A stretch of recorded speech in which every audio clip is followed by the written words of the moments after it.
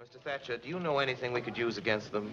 Still the college boy, aren't you? Oh, no, Mr. Thatcher. I was expelled from college. A lot of colleges. You remember. I remember. Charles, I think I should remind you of a fact that you seem to have forgotten. Yes, that Mr. you are Thatcher. yourself one of the largest individual Mr. Thatcher. stockholders in the public transit company. The trouble is you don't realize you're talking to two people.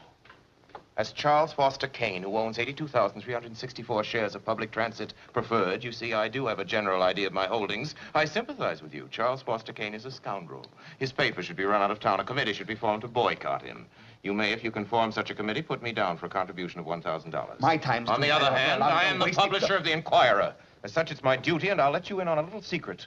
It's also my pleasure to see to it that decent, hard-working people in this community aren't robbed blind by a pack of money-mad pirates just because they haven't anybody to look after their interests.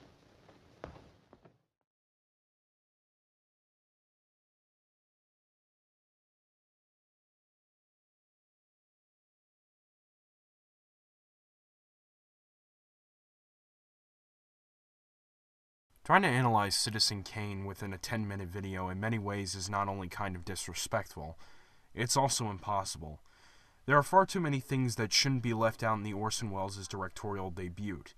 So this is really my way of trying to sum up the movie as best and as accurately as I can. Considering many claim this to be the greatest film ever made, and this series is about analyzing classic cinema, I basically put myself between a rock and a hard place on this one.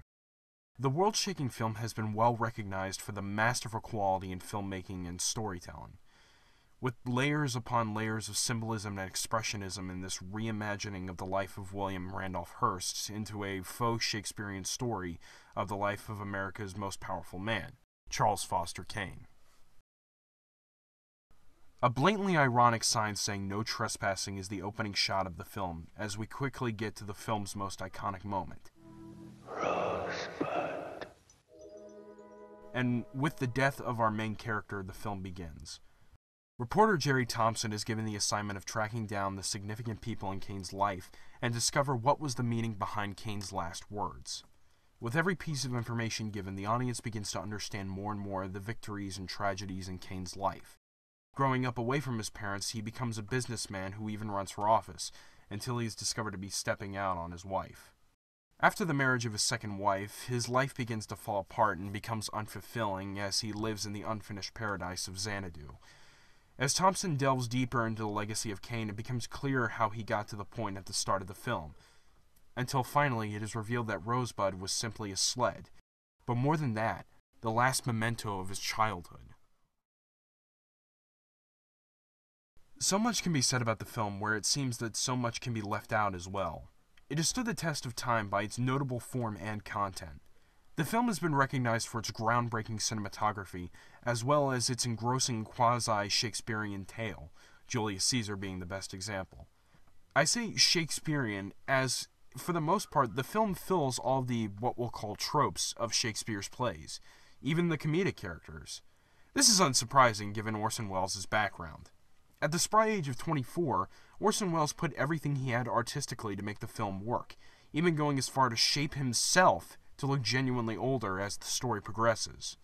What I find particularly funny is how Hearst was completely against the making of the film, and in the end, Welles makes Kane probably more sympathetic than Hearst actually was.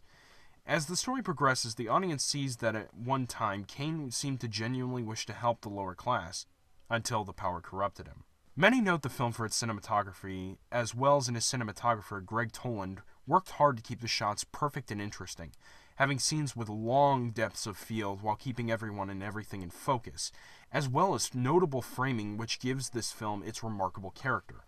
The acting, expectedly, is top-notch, and the film even has the dialogue overlap in some instances to give it a more realistic feel. While the story is most certainly about Charles Foster Kane, Welles made it so that the story is not really about the man, but the man's legacy. Welles even manifests the concept of putting the pieces together by having Susie, Kane's second wife, mostly work on puzzles in Xanadu. The film also effortlessly transitions through time with motifs and match on action. I don't want to say that the film doesn't talk down to its audience by making them figure out what's going on, as that would imply other great films do so. No. What I'll say is the film is inspired enough to use its environment to make the audience have to work to understand. the movie simply works on a technical and storytelling level and was the cornerstone for films to come.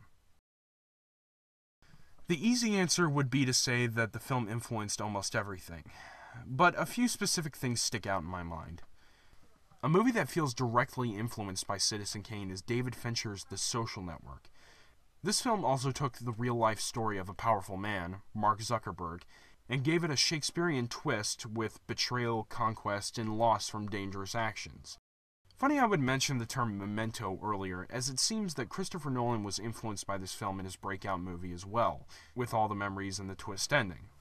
For a more fun, noticeable influence, Harry Potter's Room of Requirement from movies 5, 6, and 8 share a striking similarity to Kane's collection in Xanadu, especially since both areas were burned in the end. And, well, I can't finish this segment without at least acknowledging Tommy Wiseau's stealing the ending of Citizen Kane for his movie The Room, though I'd rather not give this film any notice for this particular series. You may think after the glowing praise I've given this film, I consider Citizen Kane my all-time favorite movie. Strangely enough, no. That's not to say I don't enjoy watching the film, and I can just feel the blood, sweat, and tears put into the film to make it perfect. When I first saw this movie, I really didn't know what to expect. For the most part, I was expecting some surreal, wide-awake nightmare of a film. Thankfully, my worries were instantly shattered. There is a reason Citizen Kane is considered Orson Welles' Ninth Symphony, and that it's been recognized for its groundbreaking artistic vision. Good evening, Mr. Kane. There is a man.